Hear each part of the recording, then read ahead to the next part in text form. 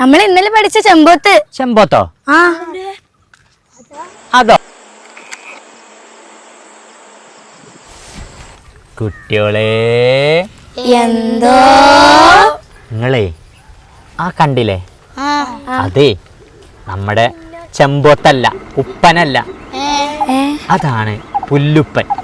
കണ്ടാലേ ചെമ്പോത്തിനെ പോലെ തന്നെ അല്ലേ? ചുവന്ന ചിറകും കറുത്ത ശരീരമൊക്കെ ഉള്ള ചെമ്പോത്തന്നെ. എന്നാ പറയട്ടെ, അതാണ് പുല്ലുപ്പൻ. ആരാണ്? പുല്ലുപ്പൻ. ഓ, പുല്ലുപ്പൻ. പുല്ലുപ്പന് ചെമ്പോത്തിൻ്റെ പോലെയെന്ന് മാഷ് പറഞ്ഞല്ലോ. ഇത് പ്രജനന കാലത്താണ് ചെമ്പോത്തിനെ പോലെ അതിൻ്റെ കറുപ്പില്ലേ, ശരീരത്തിലുള്ള കറുപ്പ് നിറം ഇങ്ങനെ കൂടും. അപ്പോൾ ആരെ പോലെ തന്നെയാണ്? ചെമ്പോത്തിനെ പോലെയാണ്. നമ്മളൊക്കെ വിചാരിക്കുക അതാണ് ചെമ്പോത്ത്. അല്ല, അത് പുല്ലുപ്പനാണ്. ഈ പുല്ലുപ്പനും ചെമ്പോത്തും തമ്മിലുള്ള പ്രധാന വ്യത്യാസം എന്താ അറിയോ? ദാ അങ്ങോട്ട് വെക്ക്. അതാണ് ചെമ്പോത്ത്. ശരിക്കാണ്ടോ? ചെമ്പോത്തിൻ്റെ കണ്ണ് ചുവപ്പാണ്. ചെമ്പോത്തിൻ്റെ കണ്ണ് ചുവപ്പാണ്. ഇനി ഇവിടെ ആരാ? പുല്ലുപ്പൻ. പുല്ലുപ്പൻ്റെ കണ്ണ് കറുപ്പാണ്. പുല്ലുപ്പൻ്റെ കണ്ണ് കറുപ്പാണ്. ഈ പുല്ലുപ്പനും നമ്മുടെ ചെമ്പോത്തും, ഉപ്പൻ പുല്ലുപ്പൻ.